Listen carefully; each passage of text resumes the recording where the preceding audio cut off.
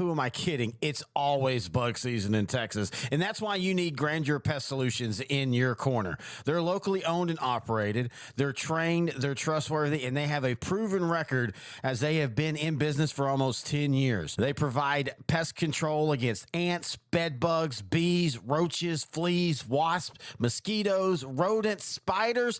If it crawls and you don't like it, they're probably going to take care of it for you. Now, they serve all of the Dallas-Fort Worth area, and they're locally owned. These two guys have been running this business since 2013, and every year they get bigger and bigger. But you know what they still do? They still have great customer service. In fact, if you get a hold of them, they're usually going to have your quote and your job ready to go within 48 hours. That's pretty good. Now, you can call them for a free estimate at 469-809-1769. You can find them online at Grandeur4, that's the number 4, shore.com. You can also find them on Facebook. Just type in Grandeur Pet Solutions, and we are so happy that they're title sponsor for OutDrank The Coverage in 2023. L4 Media, we talk high school football, 4A, 3A, and 2A in Texas. We talk East Texas sports. We talk NFL, guy talk, movie and booze. We also talk wrestling and so much more. So like and subscribe and check us out. I get to be the smug fan that UT always wants to be. I'm going to be like in South Park and smell my own farts for the whole episode. How you doing, everybody? It's intern Noe. It's Terry. It's OutDrank The Coverage, the college edition. Blah, blah, blah, blah, blah. I'll just go ahead and say I reported the pro edition. And we do the same drinking so you can tell where we're at. And speaking of intern Noe, how are you doing and what are you drinking? I'm doing well, and I think the fans will know which show we started with first today. This is the second one. I'm drinking 53.3% alcohol Indiana whiskey called the Morning Glory Kasha Bourbon. Kasha is just buckwheat that's roasted. No, he likes to drink at the glory hole. We've learned that here. It's from French Lick. I still like Larry Bird's balls. Wait, that doesn't sound right. I am drinking vodka, and I'm drinking it out of the old Southwest Conference cup glass that I have. As you can tell, there's a Longhorn insignia. Oh wait, there's two there. And wait, what's on my head? Oh wait, what does that spell? Big 12 champs. That's what it spells, baby. No, Longhorns win the first, and for them the last Big 12 championship. As they take care of everyone. Thank you very much. I did all the work. More importantly, for Texas, it got them in. It got them into the playoffs. So let's go ahead and go right to the lead. We'll back up and go back to the games. The playoffs have been announced. Whether you like who got in and who didn't get in, they're two great games. You got Michigan and Alabama and then Washington versus Texas. First off, intern Noe, what are your thoughts on the four that got in? They are four of the best teams in college football. I don't think necessarily Alabama should be in there, but they're deserving. I really think the playoffs should be expanded, and I think it will be expanded to 8 next year. 12. It's 12 teams next year. Yeah, it's a lot for me. I really feel sad for Florida State, a Power 5 conference team that goes undefeated, wins their conference, and doesn't make it to the playoffs is just hurtful. It's to a fan like myself that almost fair. Do you understand it? Like, do you honestly think even if the backup comes back and plays, if they were in the playoffs, do you really think that Florida State would have a chance against Michigan or Alabama or Washington or Texas? Based off the way Michigan plays, yeah. Yeah, Michigan I could see because Michigan's going to be – I mean, Florida State this year, especially without their quarterback, basically playing like a Big Ten team. Exactly. I think it sucks, but I don't think this is a year that there wasn't a right 4 teams. Somebody was going to get left out that had a resume that was deserving of making a playoff. If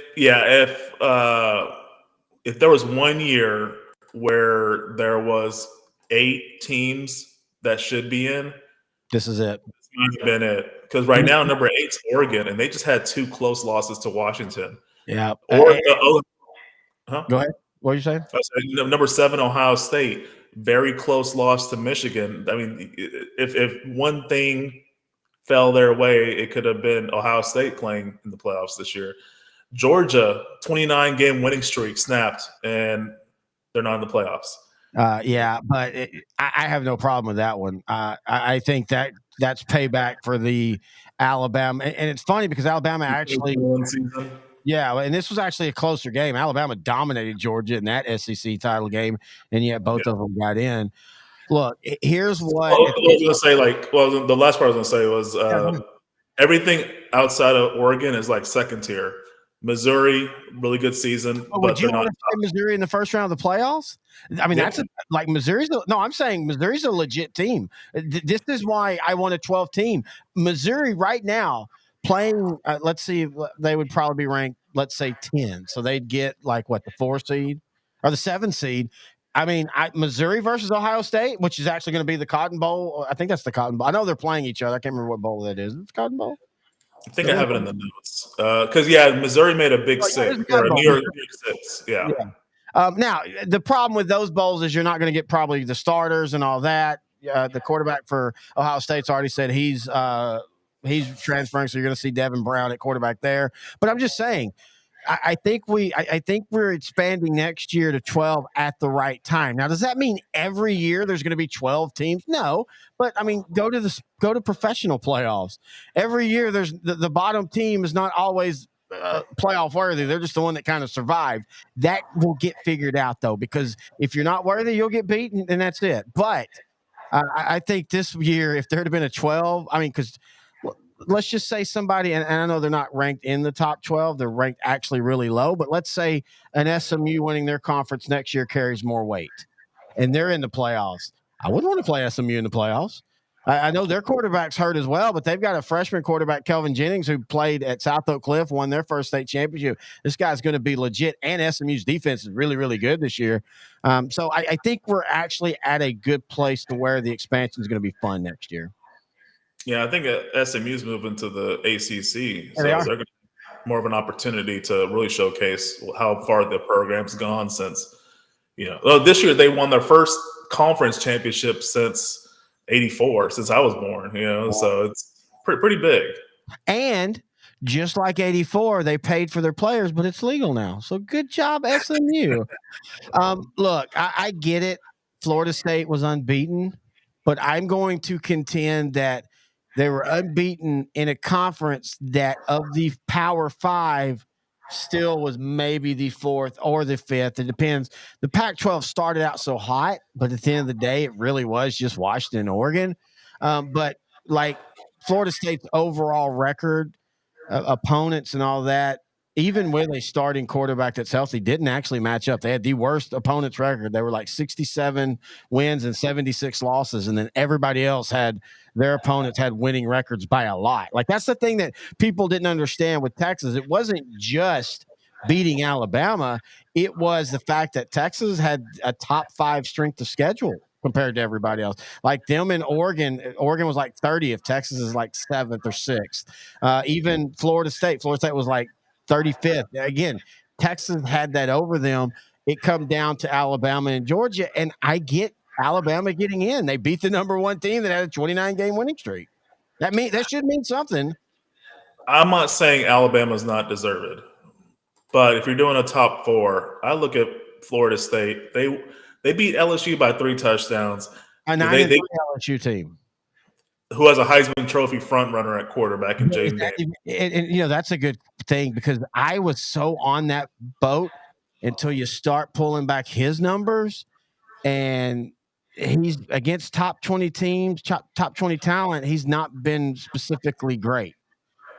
So it's like, does he really deserve the Heisman, or is he getting it? Or is it because it's a weird year and so stats or PlayStation numbers are going to get him a Heisman? Possibly. I mean, anyway, they won at Clemson, which is very hard to win at. They beat a decent Duke team this year. They beat a decent Miami team. They won their conference championship against a top 15 Louisville team, regardless of how we think of them, how they played the last 2 games. I think the resume is good enough for them. Now, I'm not trying to dog Alabama or Georgia or Ohio State or Oregon, but To me, if I do this, Florida State's at number 4, Texas is 3, Washington 2, Michigan 1. It's as simple as that. They have an impressive record. Alabama should get in over Georgia. I think everybody agreed with that. And Texas should have got in over Alabama. And Texas should get in over Alabama because head-to-head is more important now than ever. And it wasn't a fluke, and that's been my biggest thing. When people say, well, that was week 2. Yeah, but that wasn't a fluke win. It wasn't like Texas caught Bama on a bad night or Bama had some, oh my God, turnover with 10 seconds. It wasn't any of that. Texas went in 1 by 10 and literally in that fourth quarter just ground down a Bama defense. Yeah, and I can't think of another time in recent memory that Alabama's lost by double digits at home. The last time I could think about it was 2019 when LSU, with that ridiculous roster they had, went into Tuscaloosa and won by, I think, 10, 11 points. Yeah. I don't have the stats up, but that's the last game I remember where Alabama just got dominated at home. It just doesn't happen. No, and you're right, though. Florida State had the resume. But again, it's one of those where, and if it had been Texas, it'd have sucked, but I'd have understood as long as it wasn't Alabama. But I think this year is so interesting because 5, 6, and 7, like you said, all 3, you could make a case for that they have a resume. But they also have weaknesses. Ohio State's weakness is you've got to play somebody. And they play Texas here in a couple years. Texas plays Michigan this year, and I think Ohio State next year. So you're going to get them playing it. And the funny thing is you're going to see teams willing to do that now because there's a 12 playoff team. So Michigan and Texas can say, hey, we can schedule each other and one of us can lose, but we're going to figure out our team because we're playing a top 10 team and we can still make the playoffs. And that's the way it should have always been. Florida State, yeah, they're unbeaten, but I'll still say their schedule's way less than anybody of the top 4. And I think that hurt them as much as their quarterback not being there too. But the quarterback was the deciding factor. I don't know. Just the more I watch it, I just think there's just a huge SEC bias. Oh, if you look at it, I said that. That's my feeling. You look at Alabama's schedule. I mean, yeah, they played Ole Miss, who's considered a really good team, but that's a team that'll get you 10-2 now, but they'll lose the 2 games that they are clearly not the better team. That's a good point. I mean, they might have the comparable players, but you just know if it's good team versus good team, Ole Miss is going to lose. So I just think there might be a little overrated. So the big wins they had were Ole Miss, Tennessee, LSU. The rest of the schedule is not that great. They beat Georgia. That's just where I'm like, I don't know where this bias is. I don't think Alabama's resume is so far and superior to Florida State's. If you look at their schedule for this year, playing South Florida, playing Arkansas, playing Kentucky, Chattanooga, Auburn. I mean, come on. No, you're not wrong. I still think what hurts Florida is the ACC this year. The ACC was very well. I mean, usually in Power 5 conferences, you have a lot of teams with great records because they played bad teams, and that's exactly. I mean, that's what it is now. You got Florida State at 8-0 in conference, 13-0 overall. You got Louisville 7-1, 10-3 overall. North Carolina State 6-2, 9-3 overall, and then it gets to 6-6 and 4-4. Is that Clemson win that great of a win? Clemson's 8-4. I mean, again, I think it's time to stop thinking of Clemson as they were until they prove that they can be that again. But you look at the SEC, you could say the same argument. I totally agree. There are 6 ranked teams in the SEC, but 21's Tennessee, and they proved that they're not as good as they were last year. And even then, last year's Tennessee is probably about Missouri or Ole Miss this year. So, like Kentucky faltered, Florida Gators, they're not who they used to be. Gamecocks, even with Rattler, they're not who they are. I mean, Vanderbilt, great GPA, terrible football. A&M, coaching change. Auburn, they're 6-6, but in a couple years they're going to be really, really good. Just based as long as there's no scandal. You don't have to have scandal; it's all legal now. Yeah, that's why Hugh Freeze is really going to start dominating. Now, again, you're not wrong in all that. There's nothing you said is wrong, but I think the fact that the ACC isn't leaps and bounds better than the SEC, that perception still hurts. You know how I feel about that. Again, I go back to the idea that a couple years ago, Alabama beat Georgia just like they did in this one, but beat them handily, and yet Georgia's given the 4th spot in the playoff. Like, why? Like, I like the fact that this year Georgia losing meant something. Like, you had to go out and win your Big 12 championship. You had to go out and win your SEC championship. And I know Florida said, well, we went out and won our ACC. Yeah, but dude, and I know you're going to say they were a top 15, but I don't know what happened to Louisville. Or maybe, again, Louisville was never as good as the record. They were just playing bad teams, because that, I'm going to tell you what, man, it wasn't that Florida State only won 16-6. I think what really hurt them was, do you really want to see that team playing in the playoffs with this, how bad they played against Louisville, and just Louisville was just more putrid. I think with 4 weeks to prepare and Roadmaker back at quarterback, I think it would have been a different story. I don't think they should have just been judged based off of that game. They were just trying to play hyper-aggressive defense and conservative offense just to give them the best opportunity to win. He's a third-string quarterback and a freshman in a conference championship game. That's a lot of pressure. Oh, no, you're not. Again, you're not wrong in any of this. I'm just literally giving you the counter. I'm not debating, like, you're not wrong. But I also can say I don't think you're right either, because I don't think there was a right this year.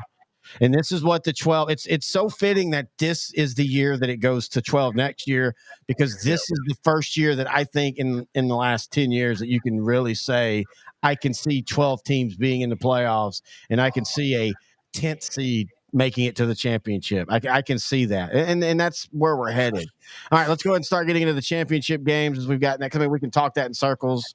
I don't know what first off, I thought Houston made a really good hire as they hired Tulane's head coach. I know Jeff Traylor was interviewing, but I personally think Jeff Traylor, UTSA to Houston, is maybe not a lateral move conference-wise, but what UTSA is giving him resource-wise, he might as well hold out for a 100, a top 10 job, an A&M, a Georgia. I'm just saying. I'm not saying that Kirby Smart's leaving, but you know what I mean. I think Houston. I think he's past being a Houston head coach.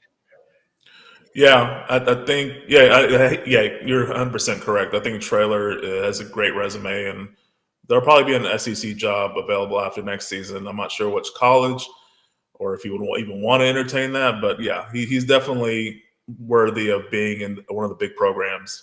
He's done a great job at UTSA. I was surprised that Boise State went with Spencer Danielson so quick. They officially named him the coach going forward. I kind of thought they would go for what's his name again, who had left Boise State to go to Auburn. Maybe there's some hurt feelings in him doing that, but I mean, that kind of felt like a natural hire because he knows how to win there. But anyway, we'll see what that does for Boise State. All right, let's go to the championship week. Honestly, I mean, the Washington-Oregon game was pretty good. Bama, Georgia, the score is way closer than the game actually was. Michigan, Iowa was as ugly as you thought it was, yet Florida State and Louisville was uglier. SMU, Tulane, that was an interesting game. But let's go Texas. They dominate Oklahoma State 49-21. They legitimately won just terrible interception throw from Ewers from basically, rolling. And it never felt like they were in trouble. Great game for the offense, really good game for the defense. You and I talked about it. Oklahoma State, it was just a bad matchup for them because Texas's strength on defense is the run game. They held Ollie Gordon to 34 yards. Texas outgained them by 500 yards as the Horns had 662 yards of total offense.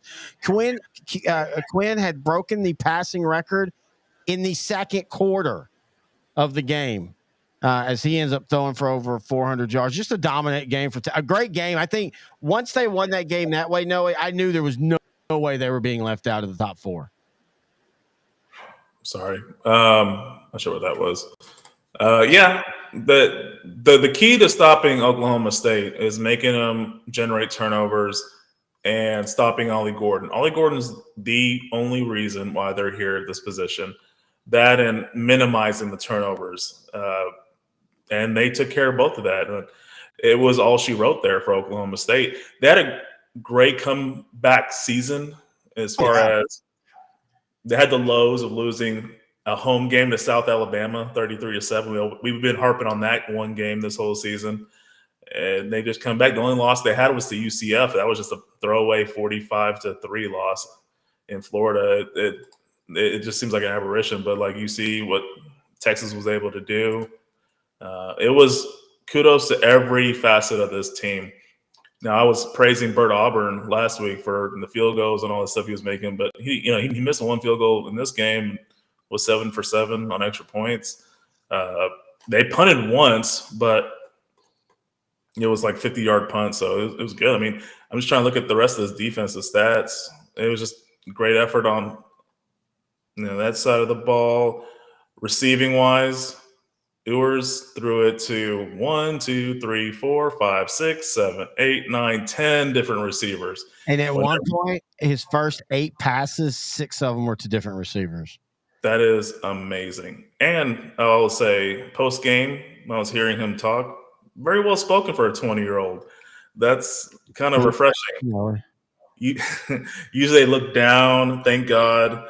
Remember, man, he's from the football factory, South Lake Carroll. So media has been something he's always been in front of. He used to play off he had the mullet last year, and he kind of played off the I am so cool, I don't care, but I do care.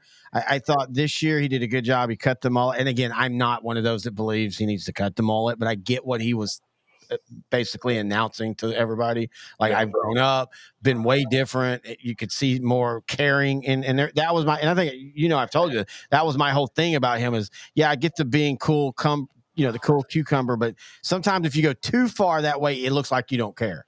And so I thought the way he handled this whole year, all the way down to the win at Alabama, the loss at Oklahoma, the ugly games where, it'd have been real easy to throw other people under the bus. He didn't. And I think I'll tell you this, I'm now very happy if he comes back next year. I like the idea that Archie Manning is perfectly understanding that this is a redshirt year. Next year's the sit year, and then he'll start as a redshirt sophomore, and you give Ewers the chance to get the first year in SEC play. I think Ewers should have been chokeslammed by the Undertaker. That would have been so funny if they'd have done runouts. Just like, Bret the Hitman Hart, Ewers is throwing the ball to Mitchell, and Mitchell's about to score, and all of a sudden, the Bret the Hitman Hart hits him at the 5, drops him, puts him in the figure 4. What did he call that? The sharpshooter. Yeah, the sharpshooter, which is just a figure 4. He just basically turned it into a scorpion. But doing that, and then, then you have, the Texas' problem. Well, Steve McMichael can't really run out anymore. Oh, come on, dude. Being honest, like, it would take 30 minutes for him to get down the car. We'd all be like, okay, this is getting a little long there, Stevie. Could you get up and run? Oh, wait, you can't. No, anyway. But yeah, you know what? I will say this. I like where the Big 12 is headed. I think the Big 12 is positioning themselves to be like the old WAC was in the 80s, where it's fun. You want to tune in for their games. If I was them, with Colorado being in there and Arizona State, I would push to get a 9:00 game slot, and that be part of your bit. Like, you're the fun. You can wake up at 11 and watch Oklahoma State and Texas Tech, and then you can finish your night watching Colorado play Arizona State at the 9:00 game. But in saying that, it was so fun to watch their commissioner, Brett Yormark, have to give the Big 12 championship to Texas, because he went into Texas Tech in August and basically said, I'm rooting for y'all to beat Texas. You can't do that. That was bad. That was just stupid.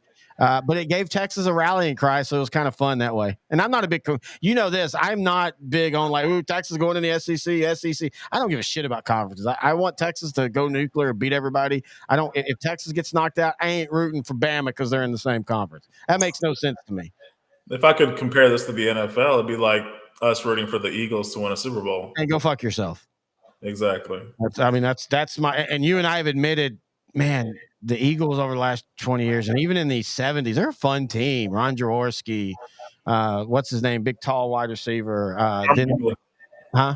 Carmichael and Walter Abercrombie and their fans. And then in the 90s, or even the early 90s, I hated Ryan, but Buddy Ryan's defense. Then the Andy Reid, Donovan McNabb era. And now this era, they're not – I can't say that I hate their roster, but the Eagles can go fuck themselves at any time. So yeah, I agree with you on that. All right, Pac-12, that was a great game.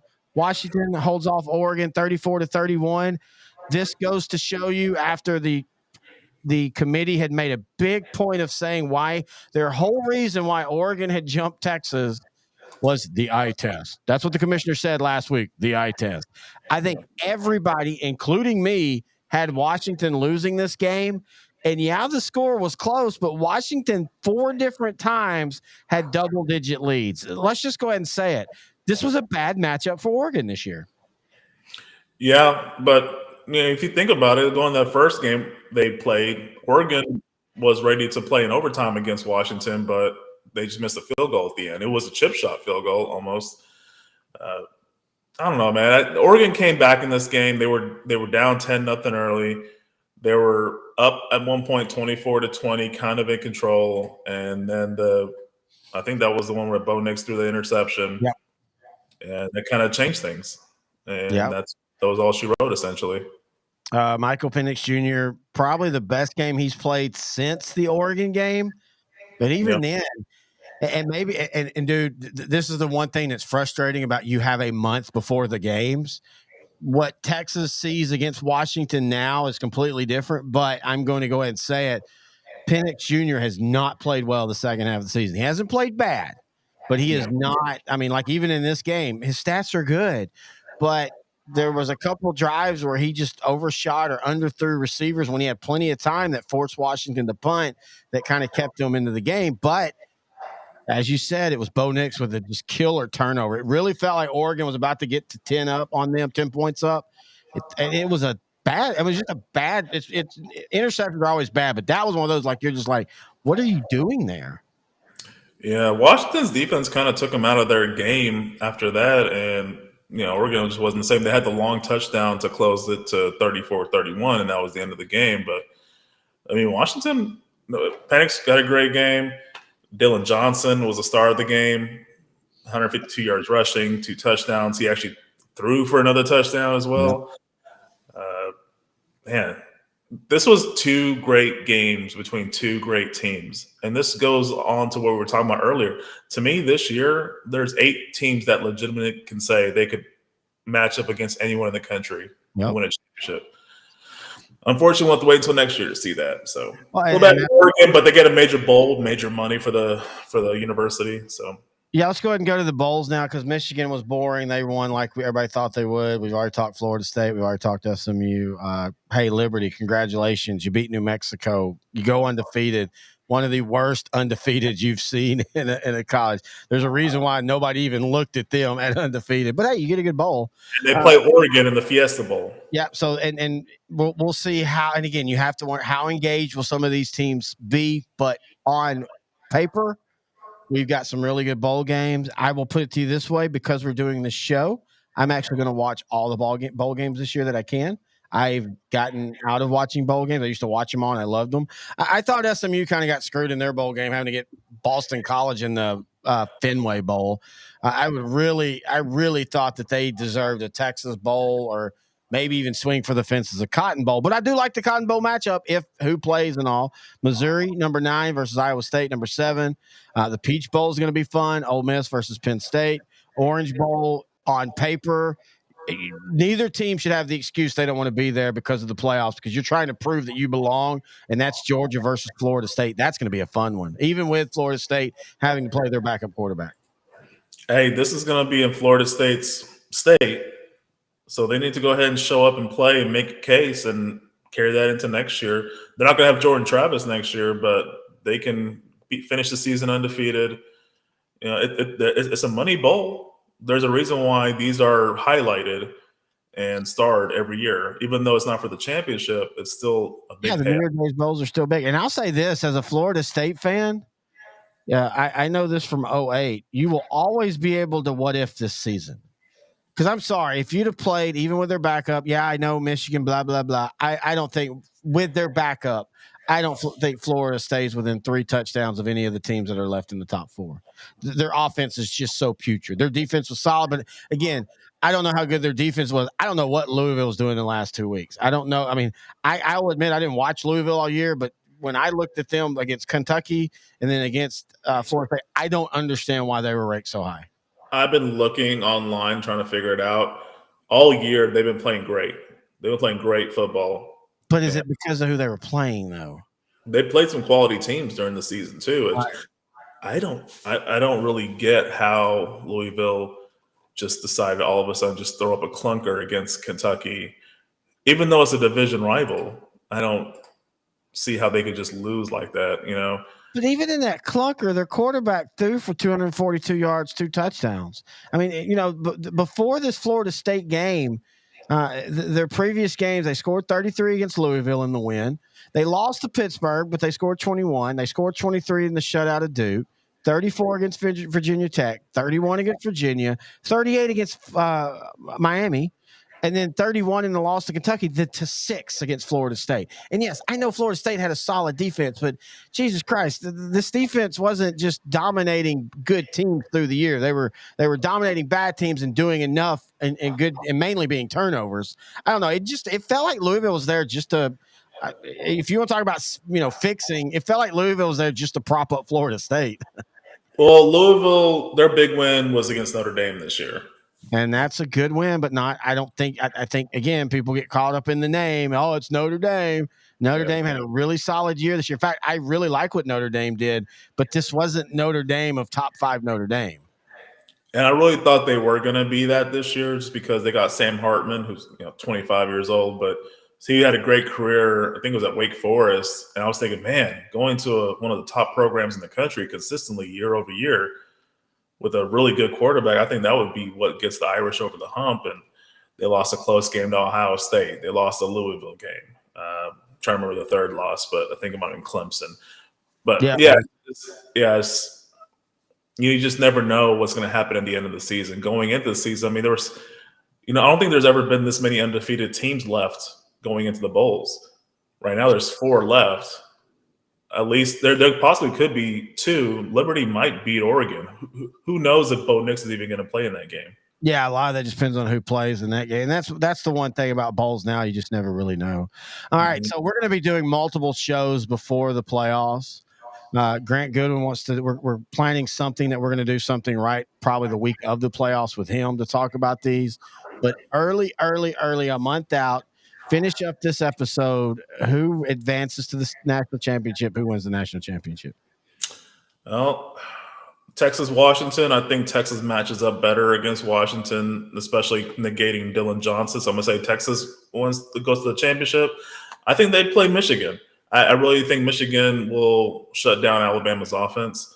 And between Texas and Michigan, as of right now, since I think Texas has the best overall team, I'm going to go ahead and go with Texas. Right now, and I know I'm a Texas fan, but yeah, I'm going with Texas too. I actually think Michigan beats Alabama pretty good. And I think for Texas, that's a great matchup because, again, Michigan runs the ball. And Texas has proven if you're run heavy, I mean, there's a world where Sweat should be your Heisman finalist because of what he's done to the Texas line. Hey, and he caught a touchdown in the Big 12 championship game and did the Heisman pose. I mean, he'll never get it. I could see him actually getting to the room because they have done that the last few years, especially in a weird year like this. He'll get enough votes. He might be the 5th guy and gets to go to the thing. But I mean, he legitimately has completely transformed a Texas defense last year that struggled against the run. And he's the Big 12 player of the year for a reason. So speaking of Michigan, and earlier we were talking about the Big 12 commissioner getting booed. Think about what happened. Oh, yeah. Michigan beat Iowa. The Big 10 commissioner, after what they did and almost screwed over Michigan this year, he got royally booed. I think that was even louder than the Big 12 commissioner. Yeah, because the Big 12, Texas is leaving. So it was more of like, they're mad, but also we don't care. We're leaving. So good luck. There was some, and the Big 12 commissioner, I think, took it well. He played into it.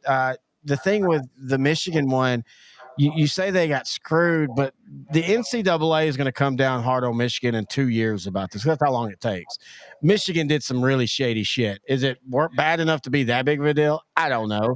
But again, I think more of like with the Astros, it's not the crime of sign stealing; it's the covering up of it. And that's why that linebacker coach got fired, because he claims he didn't. He claims he got fired because he spoke out, but he got fired because he tried to wipe the flight records. That's literally what the Big Ten said.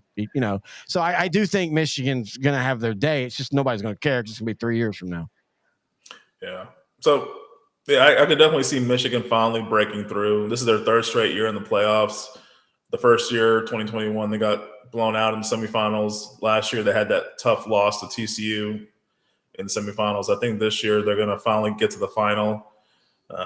It's just a toss-up. I mean, I really like the way Michigan plays. You know, I'm a guy that loves defenses. I love the ball. I love no turnovers, playing it safe when you need to, taking calculated risks. So Michigan does that, and I love the way they play. But as far as overall team, I think Texas is just the best overall team. No, but like you said, if you can negate their pass rush, yeah, you can score on them. They don't really they can throw. Yeah, Michigan can throw. We already know Washington can throw, but Michigan can throw. They just choose not to. Well, I mean, that's, again, teams that choose one side, that tells me that they can throw up to a point. If you start making them throw a lot, that can be an issue. But I will say this, and I said at the beginning of the show, and I'll end it with this. First off, enjoy that drink, because I'm about to enjoy mine. I can see a path for any of the four winning a national championship, and that's what the playoffs should be about right there. 100%. And it's like I said, if it was an 18 playoff, I would have had a case for all 8 teams to win the championship. No, I totally agree with that. All right, intern Noe, we raise our glasses to an episode closed out. We will be doing our pro shows through the month of December. Here on the 18th, we're going to have a Monday night watch party with the Eagles versus Seattle. Again, that's one of those trap games, because Eagles are a lot like Dallas, and San Francisco's a lot like Dallas. If their pass rushes are getting to teams, they're going to dominate. But if their pass rushes aren't, all three of their teams secondary, you can score some points on. So it just depends on what Seattle team we see. But we'll have more information about that. Until next time, he's intern Noe. I'm Terry Bennett. This has been OutDrank the Coverage, the college edition, brought to you by Grandeur Pest Solutions, right here on L4 Media.